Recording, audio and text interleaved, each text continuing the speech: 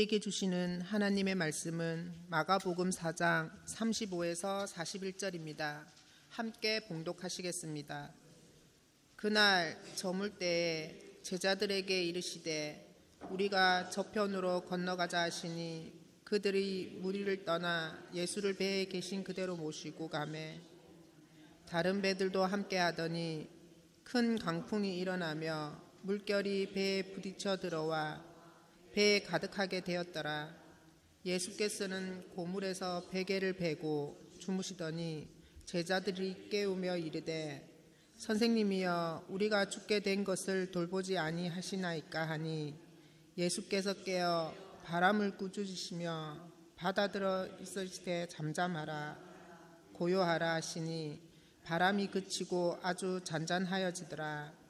이에 제자들에게 이르시되 어찌하여 이렇게 무서워하느냐 너희가 어찌 믿음이 없느냐 하시니 그들이 심히 두려워하여 서로 말하되 그가 누구이기에 바람과 바다도 순종하는가 하였더라. 아멘.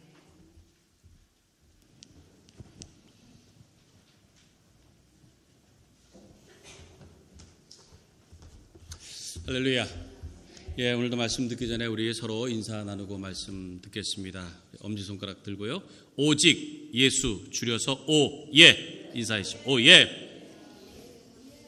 오예.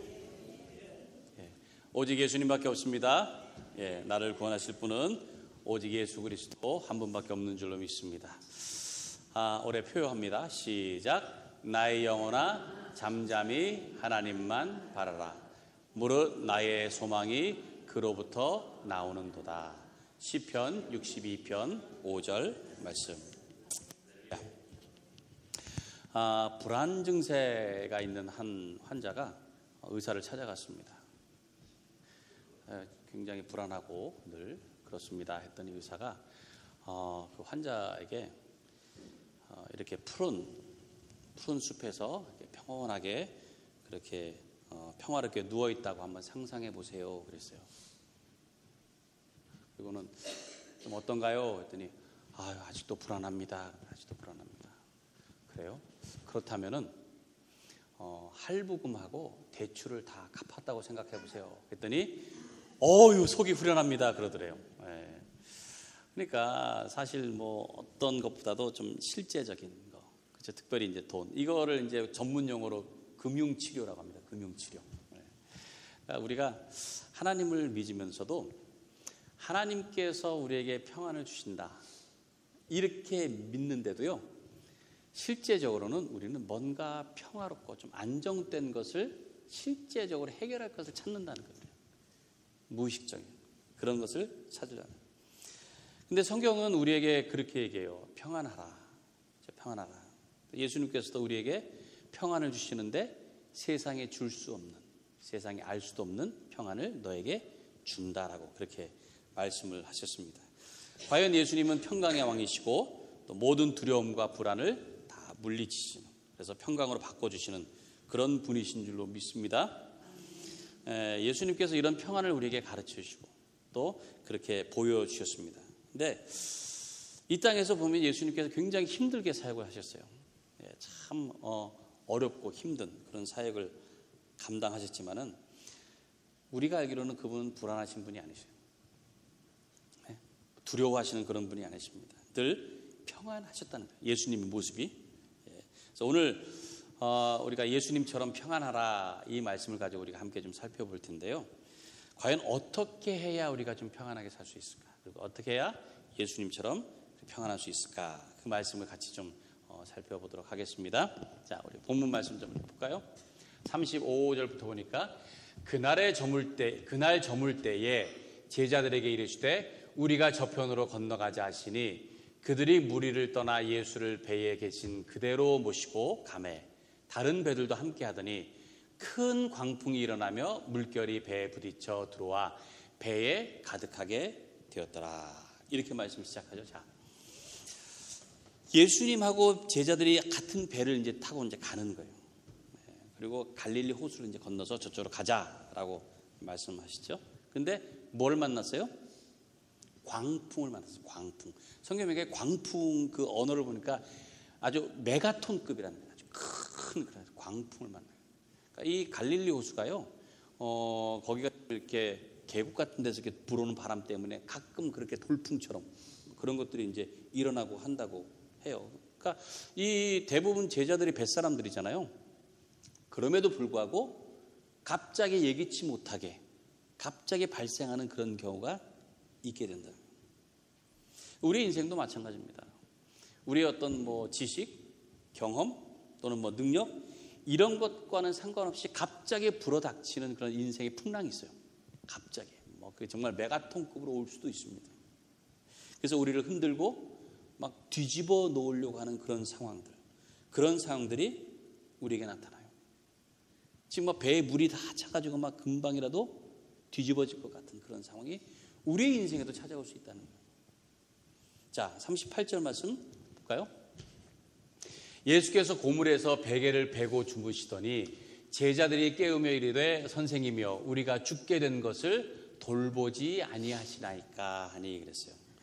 지금 막 제자들이 막 배에 막 물이 막 차가지고, 그거를 뭐 어떻게 해보려고 막 난리가 난 그런 상황. 그러니까 막 죽을 지경까지 왔습니다. 죽을 지경. 이거 이러다가 이제 죽겠구나. 근데 예수님 뭐 하고 계세요?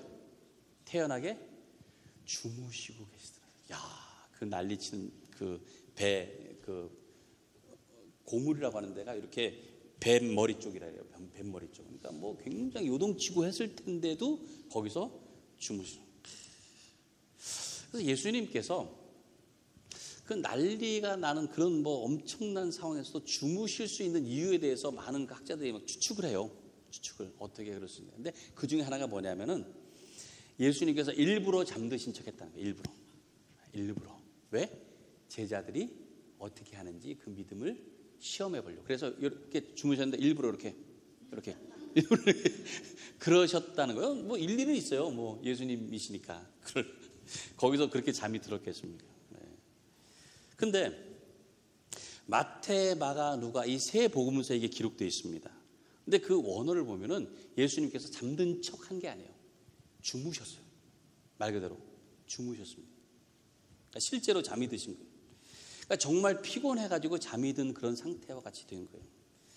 그리고 마태복음을 보면은 요 사건 전에 예수님께서 이렇게 말씀하세요. 여우도 굴이 있고 공중에 나는 새도 거처가 있을 때 인자는 머리 둘 곳도 없다.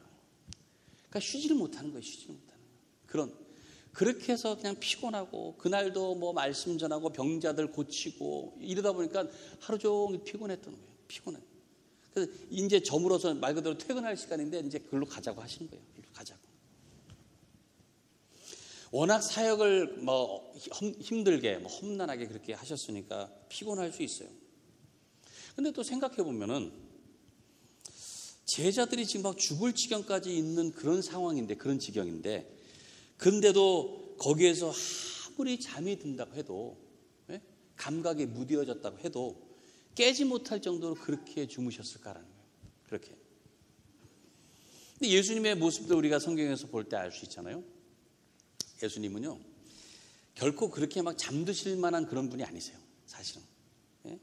늘 사람들의 어떤 형편을 살피고 또 그런 어떤 그런 분위기 이런 것들을 늘 이렇게 파악하고, 그래서 굉장히 예리하고 섬세하신 분이세요.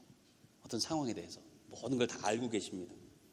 그러니까 아무리 피곤하다고 해도 그 상황을 분명히 알고 계시지 않았을까라고 생각해 볼 수 있어요. 보통 우리가 아는 그런 예수님 모습으로 볼 때는. 그런데요, 우리도 그렇잖아요. 잠이 들었을 때 어떤 경우는 어버가도 모를 정도로 잠이 들 때가 있어요. 또 너무 피곤하면은 이게 막 골아 떨어져 가지고 옆에서 전쟁이 나도 모를 정도로 잠을 잘 수도 있어요. 제가 신학교 시절에 그 학교 근처에서 제가 방을 얻어서 썼는데, 제가 이제 방을 같이 썼던 그 전도사님 한 분 계세요. 우리 신학교는 아닌데 다른 신학교를 졸업하시고 그 교회에서 사역하시는 그런 전도사님이세요. 그분하고 이제 같이 방을 썼는데, 이분이 그 신학교 졸업하고 이제 교회 사역을 이제 시작한 지 얼마 안 되신 거예요. 근데 하루는 와가지고는 막 땅이 꺼져라 막 한숨 푹 쉬는 거예요. 전사님 왜 그러시냐고. 그랬더니 이 전사님이 그러는 거예요. 내가 그렇게 잠이 많은 거 알지 않냐고 그러는 거예요. 근데 그분 진짜 잠이 많으죠. 잠을 진짜 잘 주무세요. 네. 저 그렇게 잘 주무시면 처음 봤어요. 그래서 그렇다고 했더니 그 교회 이제 시작한 지 얼마 안 됐는데 처음으로 이제 그날이 금요일이고 금요일 철야 기도를 하는 거예요. 철야 기도. 옛날에 철야 기도는요, 뭐 그냥 밤에 잠깐 하는 게 아닙니다. 어떻게 해요? 저녁 한 9시쯤 모여가지고요, 그날 그 다음날 새벽 기도까지 계속 하는 거예요. 밤새도록 말씀 듣고 또 기도하고 또 찬송 부르고 또 말씀 듣고 기도하고 또 찬송하고 계속 이제 그렇습니다. 그러면서 밤을 새는 거예요. 그러니까 이분은 이게 이제 큰일 난 거예요. 이걸 어떻게 해야 되나 하면서 고민하면서 저녁도 안 먹고 그냥 일찍부터 나 좀 잠 좀 자다가 가야 되겠다. 막 이제 그러고 이제 가셨어요. 다음날 이제 새벽 예배 마치고 오셨을 거 아니에요. 와, 거의 초죽음 상태가 돼가지고 막 오시자마자 이불 속으로 그냥 막 비몽사몽 이제 주무시더라고요. 근데 오후에 이제 일어나가지고 궁금하잖아요. 제가 어떻게 잘 하셨냐고, 철야 기도를 잘 하셨냐고. 그랬더니 한숨을 푹 쉬는 거예요. 그러면서 이제 다른 교회 자리 찾아봐야 될 거라고 그렇게 얘기했어요. 얘기를 들어보니까 옛날에 이렇게 이제 마루바닥이잖아요. 마루바닥에서 이제 이렇게 앉아가지고 하니까 이 전사님이 자기가 그냥 있으면 안 될 것 같으니까 맨 앞자리로 갔대요. 맨 앞자리. 그래야 좀 이제 긴장도 되고, 아무래도 이제 좀 이렇게 정신 바짝 차릴 수 있으니까. 그래서 막 찬송도 열심히 부르고요. 맨 앞자리에서. 그다음 막 기도도 하고. 근데 이제 목사님 말씀이 딱 시작이 됐는데 졸리더라는 거예요. 그래가지고 막 허벅지를 막 꼬집고 아멘도 막 크게 하고 막 그런 거예요. 근데 그러다가 어느 순간에 굉장히 편안해지더래요. 그러니까 말씀을 들으니까 또 이렇게 평안해지는구나 라고 했더니 눈을 딱 떠보니까 자기 옆으로 이렇게 누워있더래요. 깜짝 놀래가지고 아이고, 그러니 얼마나 창피해요. 그래서 이제는 큰일 났다고. 네. 근데 잘리진 않았어요. 잘리진 않고 그랬는데 어쨌든 그럴 수 있습니다. 너무 피곤하고 잠을 이렇게 이기지 못하면은 그럴 수 있어요. 우리도 그런 모습인 것처럼 예수님도 피곤하실 수 있다는 거예요. 예수님도. 막 그런 파도가 막 치고 막 그런 물난리가 나는 상황 가운데서도 주무실 수밖에 없는 그런 정도의 상태가 될 수도 있다라는 거예요. 왜? 예수님도 우리가 똑같은 육신을 갖고 계시잖아요. 똑같은 육신. 피곤하고 힘들고 아프고 불편한 것이 분명히 예수님도 있으셨습니다. 그러니까 예수님 뭐 무슨 잠도 안 주무시고 뭐 먹지도 않으시고 막 무슨 천사처럼 그런 분이 아니세요. 똑같다는 거예요. 똑같이. 그러니까 이 땅에서 사역을 하면서 감당하기 어려운 그런 상황, 그런 것을 보내십니다. 그러다 보니까는 그 순간에는 그 난리 가운데서도 아마 주무시지 않았겠는가. 그래서 앞으로 여러분들 설교 시간에 주무시는 분들 계시면은 예수님만큼 피곤하시구나. 예수님처럼 주무시는 거 제가 그렇게 생각하려고 그래요. 우리가 똑같은 육체를 가지고 계셨다는 게 이게 얼마나 감사한지요. 이게 우리랑 똑같은 게. 그러니까 우리도 그래서 예수님처럼 살 수가 있다는 걸 보여주는 겁니다. 예수님께서 이 땅에 사역하면서 전혀 인간적인 모습이 아니고 정말 신처럼 그렇게 하셨다면 그건 인간인 척 하신 거잖아요. 인간인 척. 그렇죠? 인간인 척, 뭐 코스프레라고 그러나요? 그랬으면은 우리는 현실적으로 믿음 갖기 어렵습니다. 뭐 예수님은 예수님이니까 그렇게 하셨겠지. 우리는 어떻게 그걸 못해? 이럴 수밖에 없어요. 그렇잖아요. 근데 그게 아니라 예수님도 우리가 똑같다는 거예요. 예수님도 우리처럼 배가 고프셨고, 예수님도 우리처럼 피곤하면 골아 떨어지실 때도 있죠. 고민도 하셨고, 외롭기도 하셨고, 힘드셨다는 거예요. 모든 것을 우리가 똑같이. 그러니까 우리의 모든 그런 고통, 아픔, 어려움, 이것을 다 아시는 것. 우리와 똑같이 부족하고 또 똑같이 불완전한 그런 인간의 모습으로 사셨다고 하는 것, 이것이 우리에게 사실은 감사한 일입니다. 이것이. 물론 그렇지 않을 수는 있어요. 제 말이 꼭 맞는 건 아닐 수 있으니까요. 꼭 여러분 천국 가셔가지고 예수님께 꼭 물어보세요. 그때 분명히 주무셨는지. 그거는 제가 잘 모릅니다. 예수님께 확인하시기 바랍니다. 자, 38절 한번 볼까요? 38절. 다시 한번 볼까요? 자, 예수께서는 고물에서 베개를 베고 주무시더니 제자들이 깨우며 이르되 선생님이여 우리가 죽게 된 것을 돌보지 아니하시나이까 그랬어요. 제자들이 예수님을 깨우면서요, 좀 원망 섞인 말을 하고 있잖아요. 그렇죠? 원망 섞인. 선생님, 우리가 지금 이렇게 죽을 지경인데 잠만 주무시고 계십니까? 지금 이 상황에서 좀 그런 거잖아요. 좀 약간은 그런 원망. 근데 먼저 알아야 될 것이, 아무리 예수님이 타고 있는 배라고 해도요, 풍랑을 피해갈 수는 없다는 거예요. 풍랑을. 배로. 예수님께서 먼저 건너가자고 하셨잖아요. 그랬으면은 예수님이 가는 동안에 미리 풍랑 같은 거는 치지 않도록 다 미리 조치해 놓으셔야 되는 거잖아요. 그렇죠? 예수님이 같이 갈 거니까. 조치는. 우리의 가정이, 우리의 교회가, 우리의 일터가 예수님과 함께 한다면은 미리 다 조치해 놓으셔야 되는 거 아니에요? 그렇죠? 우리 그렇게 생각할 수 있어요. 예수님과 함께 있으니까 늘 평온해야 되는 거 아니에요? 무슨 문제가 있을 건 나 이미 다 치워놓고 그래야 되지 않겠는가라고 생각하는데 그렇지 않다는 거예요. 예수님은요, 풍랑을 없게 하시는 분이 아니고요, 풍랑도 아무 상관이 없게 하시는 분이신 줄로 믿습니다. 풍랑을 피하게 하시는 분이 아니고요, 풍랑을 이길 힘을 주시는 분이세요. 그리고 풍랑을 통해서 두려움이 아니고 오히려 풍랑을 통해서 믿음을 가지게 하시는 분이시라는 거예요. 여러분, 이걸 깨달으시기 바랍니다. 우리가 어떤 어려움이 있고 문제가 있을 때에 그것을 오히려 믿음을 시험해보는 기회로 삼아야 되는 거예요. 내 믿음이 어떤가? 내 믿음은 정말 평안할 수 있는가? 어떤 어려움과 힘든 거 있을 때 하나님 이거 피하게 해주세요, 이거 없게 해주세요, 이게 아니라 이길 수 있는 힘을 주세요. 건널 수 있는 힘을 주세요. 이것이 우리의 믿음이라는 거예요. 자, 39절 40절 볼까요? 예수께서 깨어 바람을 꾸짖으시며 바다더러 이르시되 잠잠하라 고요하라 하시니 바람이 그치고 아주 잔잔하여지더라. 이에 제자들에게 이르시되 어찌하여 이렇게 무서워하느냐 너희가 어찌 믿음이 없느냐 하셨습니다. 우리가 생각하는 예수님이라면은 그런 상황에 따라서 어휴 내가 몰랐다. 내가 바로 걱정하지 마라. 이렇게 좀 그렇게 하실 것 같은데 꾸짖으셨다는 거예요. 뭘 꾸짖으셨어요?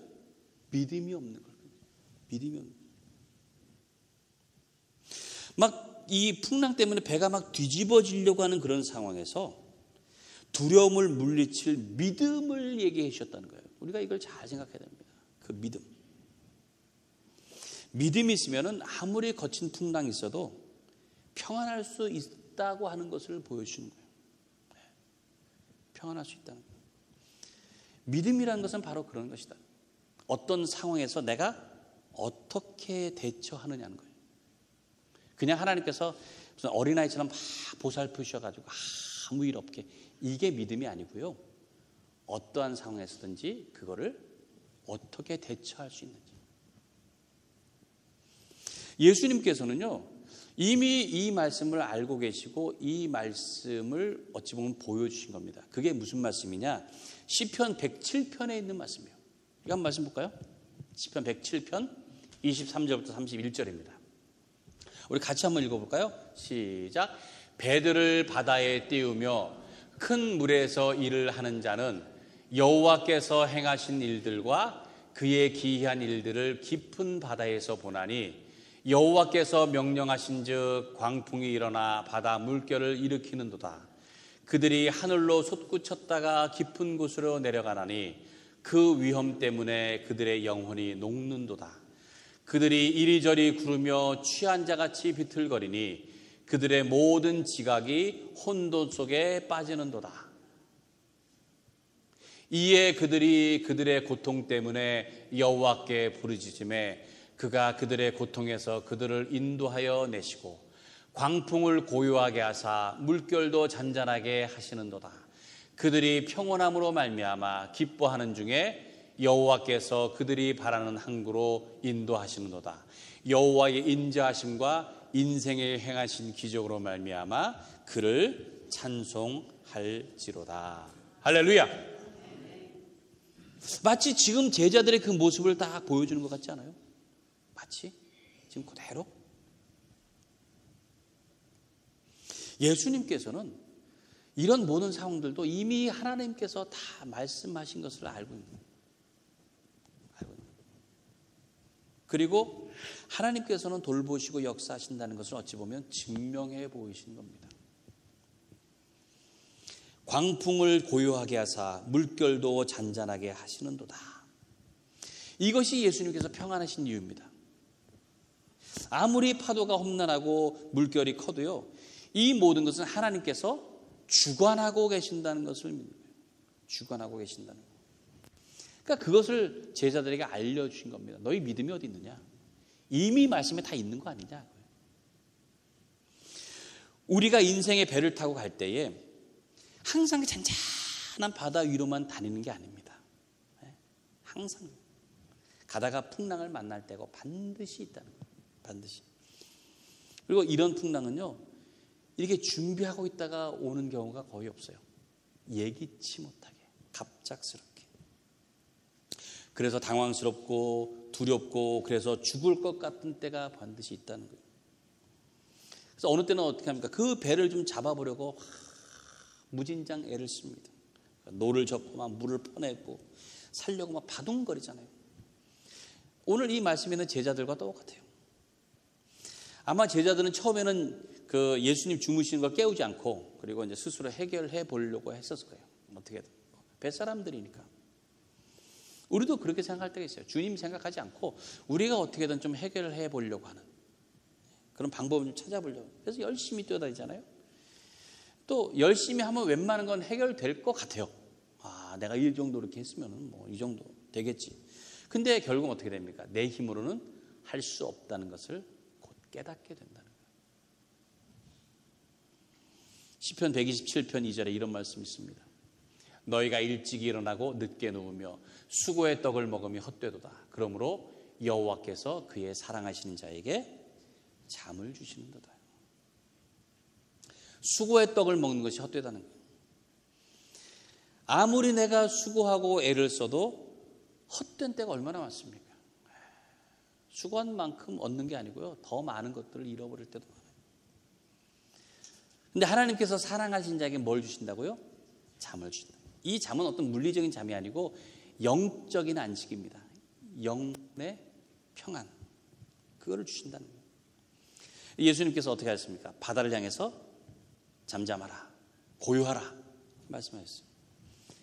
그러니까 이 명령은요, 예수님의 아들로서의 모습보다는 하나님을 믿는, 그 말씀을 믿는 신앙인으로서의 모습이라는 게 더 어울려요. 네, 그 말씀대로 외친 거예요. 즉 우리도 그처럼 풍랑을 향해서 외칠 수 있다는 거예요. 우리도 명령할 수 있다는 거예요. 모든 두렵고 불안한 그런 상황을 향해서 하나님을 바라는 그 믿음으로 명령하라, 그렇게 가르쳐주고 계시는 겁니다. 물론 뭐 그렇다고 해서 막무가내로 갑자기 뭐 바람 부니까 바람 멈춰라, 뭐 그러라는 게 아니에요. 정말 우리를 그 평안을 깨뜨리고자 하는 그런 상황이 있을 때에 그것을 향해서 담대하게 외치라는 거예요.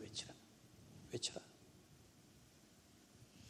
여러분, 다니엘이 사자굴에 들어갔을 때에 그 마음이 어땠을까요? 다니엘. 사자가 전혀 두렵지 않았을까요? 이까지 것쯤이야 하면서 들어갔을까요? 다니엘이 그 사자굴에 들어갔을 때 나이가 한 80세 넘었을 거라고 그렇게 합니다. 그 80세가 넘은 분이 이제는 뭐 이 정도 살았으면 되니까 하고 포기하고 들어갔을까요? 그게 아니에요. 그게 아니에요. 사자굴에 내가 들어가게 되면, 던져지게 되면 죽는다는 걸 알아요. 네? 알아요. 그리고 사자가 물면 그냥 핥히는 정도가 아니라 엄청 아프다는 거 알아요. 사자한테 물려보신 분 있어요? 물려보지는 않았지만 사자가 물면 그건 엄청난 두려움과 공포와 그 고통과 그때 결국은 죽는다는 걸 안단 말이에요. 우리가 알듯이. 그러니까 다니엘은 그런 걸 다 알고서도 들어간 거예요. 그럼에도 불구하고